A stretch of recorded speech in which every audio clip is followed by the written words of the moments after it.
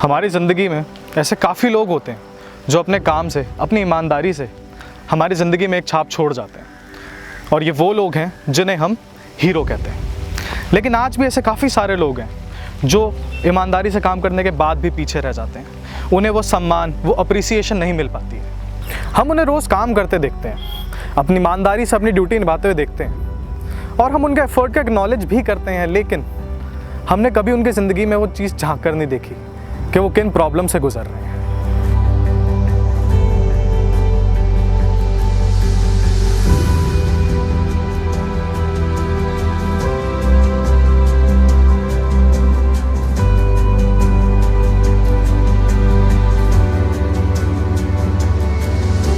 इस कोरोना काल में हमारे फ्रंटलाइन वर्कर्स दिन रात अपनी जान दांव पे लगा करके हमारी सुरक्षा कर रहे हैं, हमारे लिए काम कर रहे हैं। जैसे कि हमारा हेल्थ केयर डिपार्टमेंट, हमारा डिफेंस डिपार्टमेंट। लेकिन फिर भी एक डिपार्टमेंट ऐसा है जो फ्रंटलाइन में रहकर भी हमेशा पीछे रह जाता है, जो कि है सैनिटाइजेशन डिपार्टमेंट, हमारे सफाई कर्मचारी।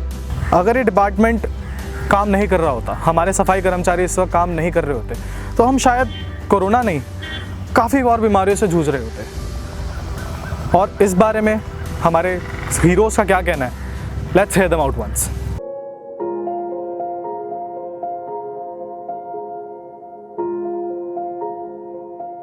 मैं सुरेश। आपने ये काम यही डिपार्टमेंट में ज्वाइन किया? चलो, घर की कुछ हालात ही ऐसे थे।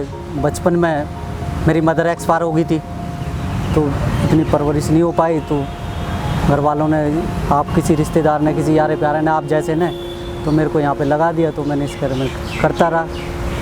मेरे को 8-10 साल में इन्होंने रेगुलर कर दिया। पहले डेली बेस पे लगा था, अब रेगुलर कर दिया। रेगुलर करते करते अब यहाँ तक हो गया। मेरा नाम जितेंद्र है।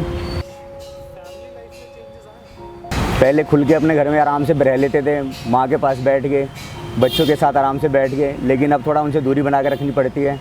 खाना भी थोड़ा अलग ही खाना पड़ता है कि भाई वो आते हैं, पापा पापा आ जाओ, लेकिन उनको दूर करना पड़ता है, बेटा दूर रहो, हम बाहर काम करते हैं। हमारा काम भी ऐसा है कि जिससे हमारे को भी कुछ हो सकता है और आपको भी पॉजिटिव हो सकते हो, तो इसलिए उनसे हम दूरी बना के रखते हैं। ज़्यादा से ज़्यादातर दूरी रहो। अभी 3 से 4 महीने हो गए हैं, यही चल रहा है। जब ये प्रॉपर ठीक हो जाएगा उसके बाद जाके थोड़ा बहुत ठीक होगा।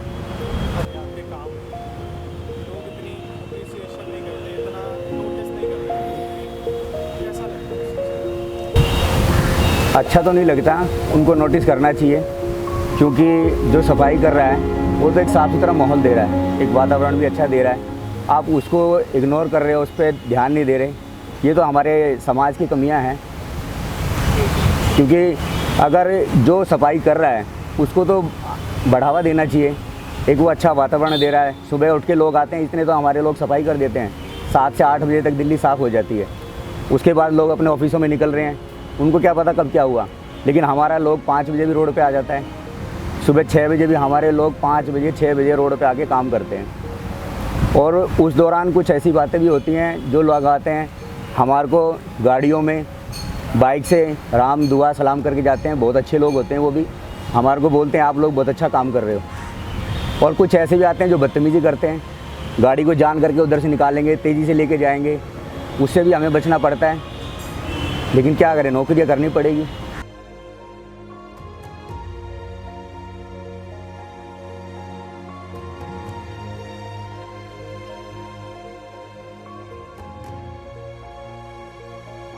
मेरा नाम अजय कुमार है और मैं 1495 से, मतलब 1995 से नया MCD में सफाई कर्मचारी के पद पर कार्यरत हूँ।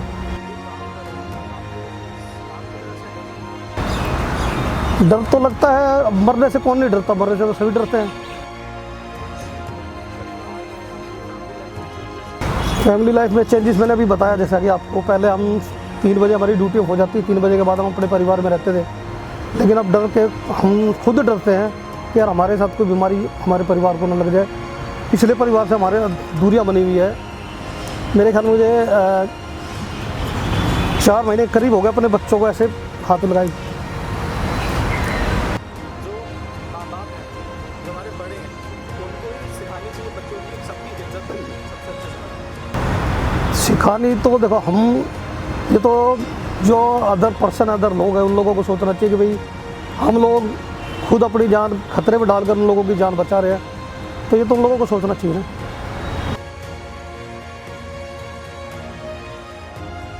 मेरा नाम सुभाष है जी। मैं वार्ड नंबर 69 में सफाई कर्मचारी के पद पे कार्यरत हूँ। आज तक हमारे नहीं तो कोई जो हमारी परेशानियाँ एरियर जो बना था, लगे हम 1995, लेकिन माना हमें 2003 से। जो हमारे बेनिफिट होते हैं, जो एरियर होता है, हमें भी इतना लेट किया और ना हमारा कोई एरियर हुआ आज तक। और हम उस एरियर की वजह से अपने बच्चों को, ना तो कोई 20 साल तक हम कच्चे रहे, ना तो कोई अपने बच्चों को एजुकेशन ढंग से दे पाए, क्योंकि हमारे पास रेंट पे रहते थे, रेंट भरना ज़रूरी था। फिर उसके बाद बच्चों को एजुकेशन प्राइवेट में नहीं दे पाए। हमारे बच्चे आज भी उतने नहीं पढ़ पाते जो हम चाहते हैं, जिस तरीके से हम पढ़ाना चाहते हैं उनको, वो नहीं पढ़ पाते।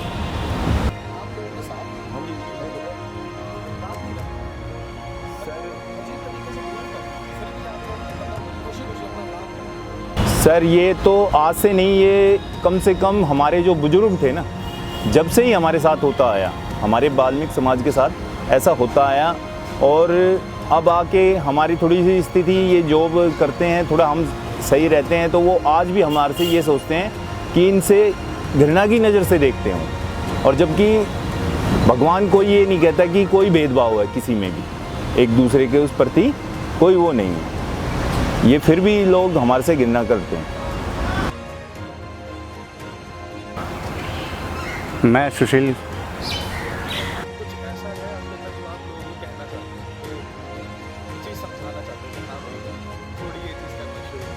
कहना तो बहुत कुछ है।